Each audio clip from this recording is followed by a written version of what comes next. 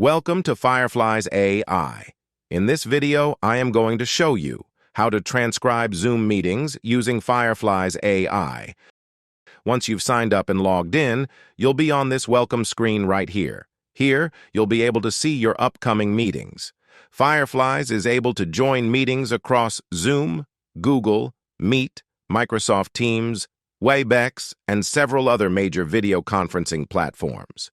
You can also look at the top right here, and these will be your meeting settings: auto-join calendar events, share email recap, and transcribe meetings in different language.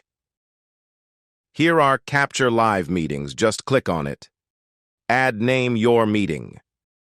Paste Zoom meeting link here, choose language, and click on Invite Fireflies to capture and transcribe your meetings. Also, if you have a recorded Zoom meeting in any audio or video format, just upload here and transcribe your meetings. Also, you capture and transcribe Zoom meetings with Chrome extension. Add extension to Chrome, and it will automatically record your all Zoom meetings. About 5 to 10 minutes after a Zoom meeting, Fireflies will transcribe, summarize, analyze, and send you the meeting recap.